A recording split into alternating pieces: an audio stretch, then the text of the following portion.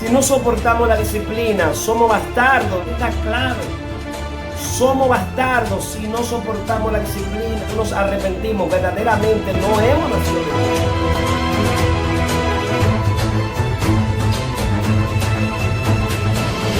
Saludos, muy buenas tardes. Dios bendiga a todos los hermanos y amigos que como siempre nos pueden escuchar cada vez que se nos da la oportunidad de proyectarnos por aquí para traer el Evangelio de Jesucristo. Le damos gracias al Señor ante todo porque nos permite hablar de su palabra desde República Dominicana, el pastor Noel Moaneri, pastor de la Iglesia Cristiana Camino a la Libertad. Y hoy venimos con un tema que en muchas iglesias hoy no se enseña ni se predica.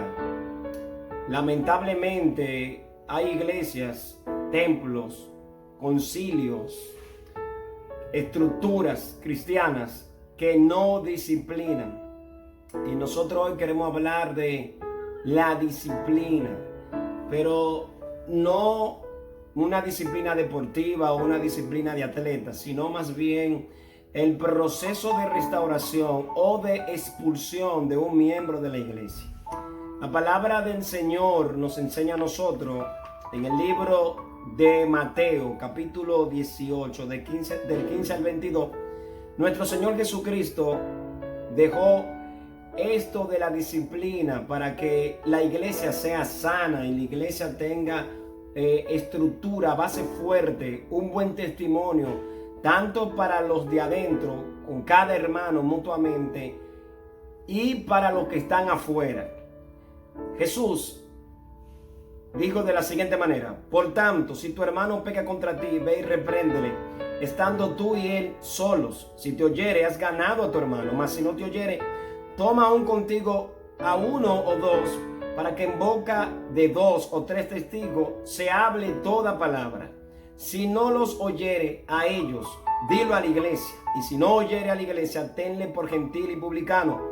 De cierto os digo que todo lo que atáis en la tierra será atado en el cielo, y todo lo que desatáis en la tierra será desatado en el cielo. Aquí están las normas, las bases de cómo disciplinar a la oveja o a la cabra, de cómo restaurar a un hermano o cómo impulsar a un hermano. Aquí está la base y es sencillo. Si todos nosotros lo hiciéramos, si los pastores lo hicieran como Jesús nos ha enseñado, si cada maestro de la iglesia ayudara al pastor, si el pastor fuera aquí a esta fuente, a la Biblia, y lo hiciera así, las iglesias tuvieran columnas fuertes. Dicen que cuando hay un hermano en la iglesia, esto se aplica tanto a una iglesia local en cuanto a los miembros feligreses, y también se aplica al trato personal, pero yo no me quiero circunscribir solamente al trato personal. Yo quiero hablar en cuanto a estructura de iglesia. Cuando una persona en la iglesia peca, cuando una persona en la iglesia se confronta por su pecado, este es el método, nuestro Señor Jesucristo lo enseñó. Hay que llamarlo aparte. Si esa persona que está en un X pecado, practicándolo, usted lo llama aparte, y la persona se arrepiente de su pecado y usted ve con el tiempo que está dando fruto, entonces esa persona puede ser restaurada. Para eso es la disciplina, para restaurarla. Ahora, si esa persona sigue como Jesús nos enseñó, sigue todavía envuelta en su pecado, usted llama a dos líderes de la iglesia para que se conste y se hable, se pueda platicar todo lo que está sucediendo. Claro está, con prueba, con evidencias sobre lo que está pasando con ese individuo al cual se está acusando de pecador. Si esa persona se arrepiente después de haber escuchado a los dos testigos, entonces usted ganó a su hermano, usted va a empezar a restaurarlo, y ese hermano va a dar fruto digno de arrepentimiento porque confesó. Ahora, si no ha confesado, la Biblia dice que tenlo Jesús por gentil y publicano. Y los gentiles, en el término que se utiliza, era para aquellos que no conocían a Dios, era para los paganos en los tiempos de Jesucristo. Los hebreos tildaban de pagano a los gentiles e inmundo. Dios lo tenía establecido así en el Antiguo Testamento, en la Torá, de que los gentiles eran inmundos porque no conocían a Dios. Ahora, ¿Qué sucede?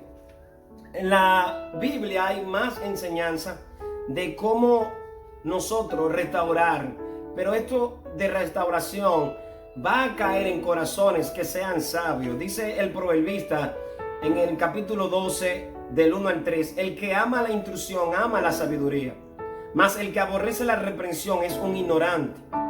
El bueno alcanzará el favor de Jehová, mas él condenará al hombre de malos pensamientos. El hombre no se afirmará por medio de la impiedad, mas la raíz de lo justo no será removida.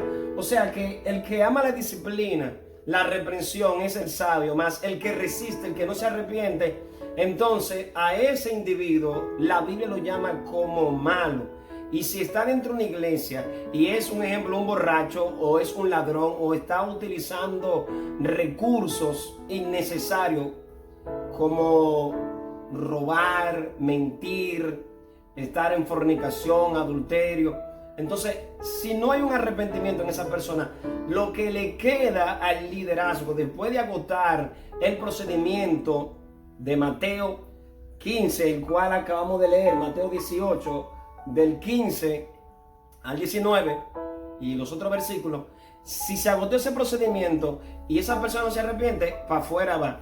En el libro de Corintios, capítulo 5, el apóstol Pablo expulsó a alguien de la congregación, mandó a expulsar a una persona que estaba cometiendo un acto de inmoralidad sexual, que el mismo apóstol Pablo dice que ni los gentiles en ese entonces era perdonado ese acto de inmoral sexual. En 1 Corintios 5, del 1 hasta el 13, dice la palabra de Dios: de cierto se oye que hay entre vosotros fornicación, y tal fornicación cual ni aún se nombra entre los gentiles, tanto que alguno tiene la mujer de su padre. O sea, había un individuo abusando de la confianza de su papá y estaba teniendo relaciones sexuales, viviendo con su madrastra. Y vosotros, dice el versículo 2, estáis envanecidos. ¿No debiera más bien haberos lamentado para que fuese quitado de en medio de vosotros el que cometió tal acción? O sea, esa persona estaba siendo prácticamente respaldada por la iglesia, porque el pastorado, los ancianos, los diáconos, todo el liderazgo de la iglesia de Corintios estaba callada. Y cuando usted, mirando, escuchando, usando la sapiencia que Dios le ha dado, su inteligencia, usted puede hacer un juicio de valor y usted sabe que hay una persona que está en X pecado, está en X actuación, la cual no es conveniente delante de Dios, y usted se calla, usted es parte del consentimiento de esa persona. Usted está consintiendo que esa persona siga igual. Cuando no se confronta al pecador, no va a cambiar. La naturaleza de nosotros, los seres humanos, es que no hay un arrepentimiento genuino, verdadero, hasta que no hay una confrontación.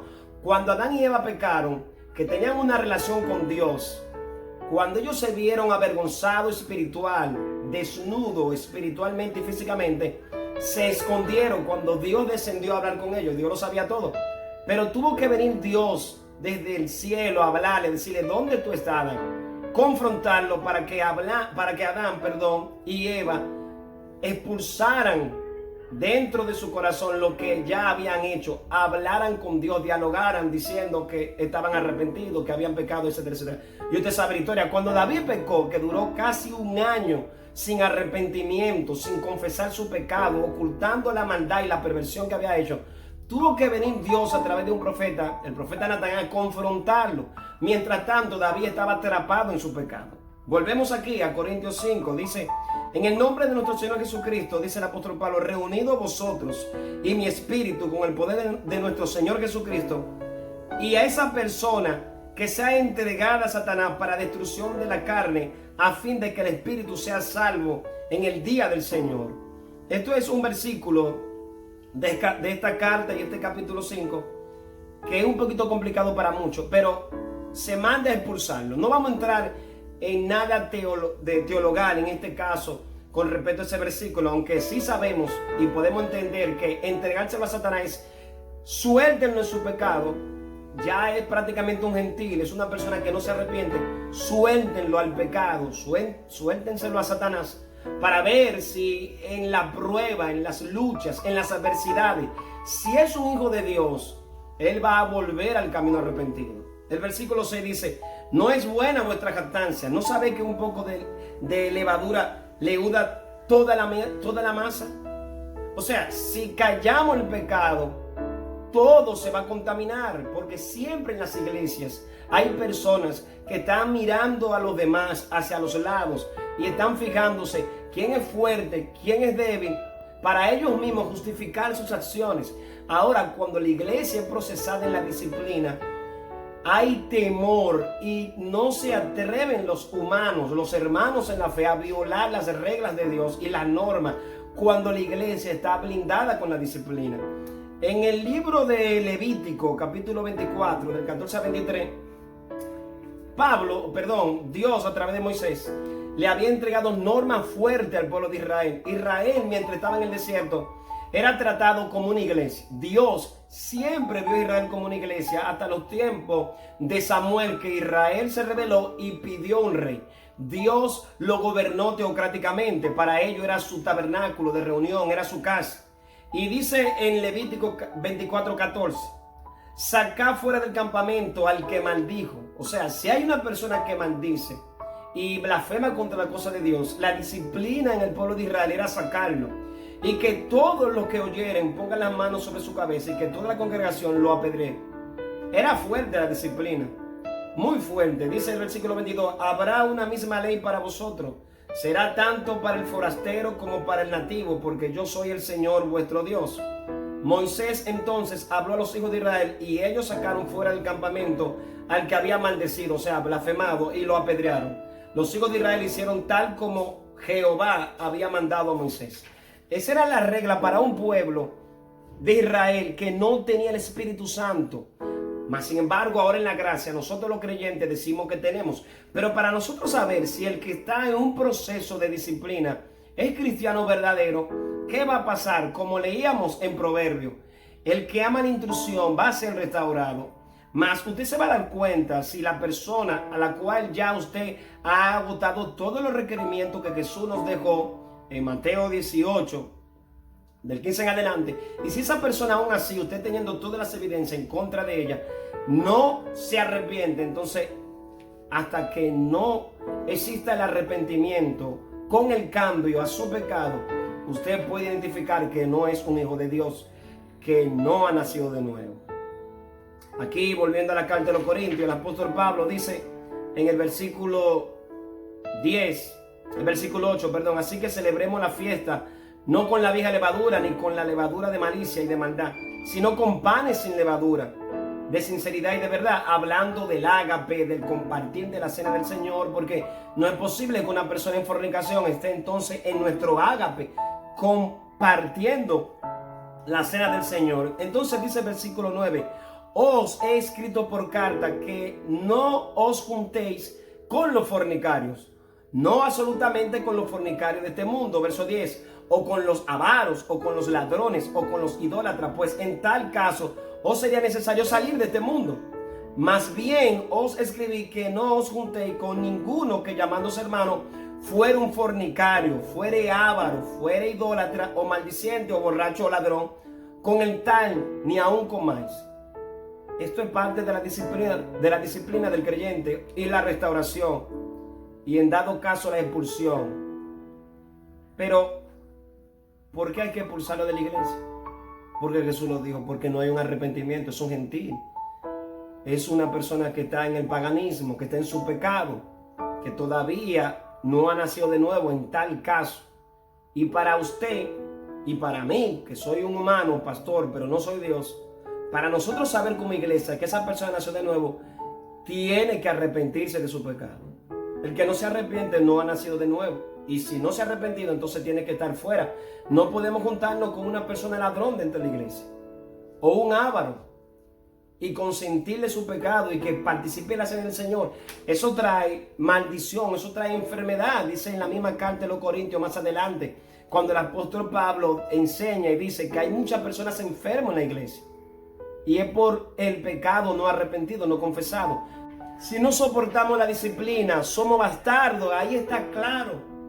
Somos bastardos si no soportamos la disciplina, si no nos arrepentimos, verdaderamente no hemos nacido de nuevo.